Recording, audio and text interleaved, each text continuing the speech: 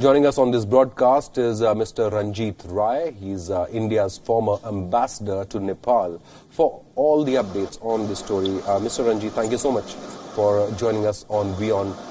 How do you see this development? Chinese envoy to Nepal goes and meets one of the rebel leaders in the ruling Nepal Communist Party. Do you see this as an indication of China wielding power and influencing the decision-making? Playing a very active role in trying to find a compromise solution. Of course, that solution really hasn't lasted because there's again a crisis. And, once again, we see the Chinese ambassador very active. So my sense is that the Chinese have taken a strategic decision to strongly support the Nepal Communist Party. And I think they want to do everything they can to ensure that this party does not get divided or does not split. I think that is their core interest. And the second thing I want to mention also is the very close relationship that is developing now between the Chinese Communist Party and the Nepalese Communist Party. And they're exchanging views on how the parties should be run, how they can be strengthened. The Nepalese Communist Party is being trained by cadres from the Chinese Communist Party on Xi Jinping thought. So I think the Chinese are investing very significantly now. Nepal Communist Party. Now, you have been India's former ambassador to Nepal.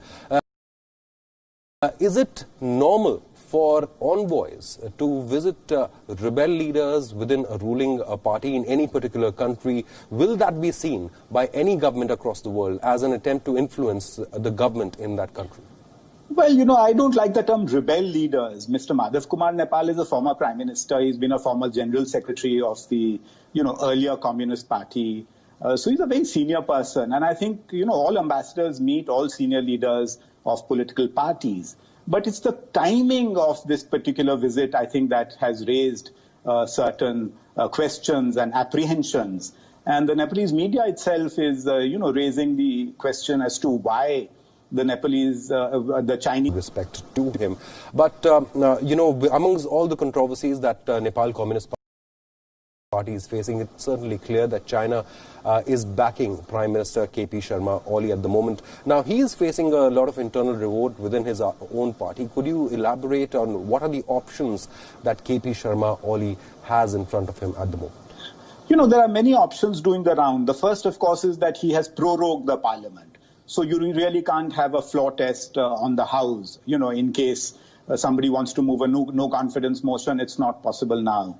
The second option that people say he was considering is whether to, declare an emergency or to dissolve the House. And of course, that he has the full support of the president. She has really endorsed all actions taken by Prime Minister Oli. And, their relationship goes back a very, very long time. Another option that is doing the rounds is that the Prime Minister may bring in an ordinance that, the decisive meeting of their standing committee has been postponed by another 2 days. Right. So obviously the leaders are trying very hard to see whether any compromise is possible between the Oli camp on one side and, Prachand and Madhav Nepal and the others on the other side. Right. So before I let you go, I just need to ask you one final question. India and Nepal have been